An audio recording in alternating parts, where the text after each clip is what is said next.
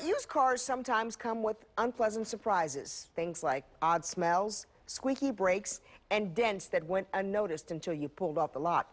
As John Genovese from our sister station in Cleveland tells us tonight, what one Ohio man found wrong with his car makes all those other things seem small.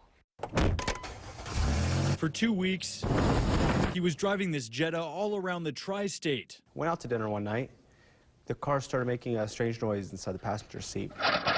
The Northern Kentucky man we spoke with asked us to hide his identity. In a few moments, you'll understand why. I could tell that it was a locking mechanism, so I popped it with a screwdriver, and the seat opened up. That hidden compartment was empty, but on the driver's side and with the help of a friend. We popped it open, and that's where we found the heroin. Newport police investigators pegged the street value at $130,000. I found their drugs. I gave their drugs to the police, and I mean, the cartel, they don't mess around. Now, that Volkswagen was stopped back in February, 65 miles up the road in Preble County. It was being driven by this guy, Rolf Kruger, a former Mexican highway patrol officer.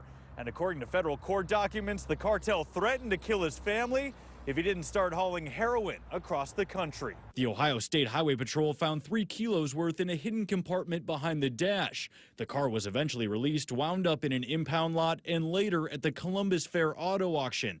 That's how McCluskey got it, and the man I spoke with bought it, both unaware there was still evidence inside. It's actually probably more common that law enforcement does miss, cash or drugs in vehicles just based on the way things are hidden. Tim Reagan leads the Cincinnati division of the DEA. He wasn't involved in Kruger's case or that February stop, but admits compartments built by the cartel are becoming more and more complex, making it more difficult for law enforcement to find them and whatever's inside. The only person that may, know exactly how to operate the trap or where the trap is the person that built it. In an email, Lieutenant Robert Sellers with the Ohio State Highway Patrol told me a canine was used in that stop, and after the initial discovery, the entire car was searched, but nothing else was found.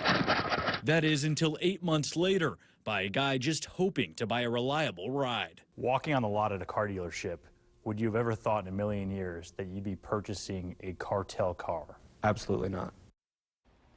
Well, as for the car, the dealer took it back and said they would have never sold it if they knew the history behind it.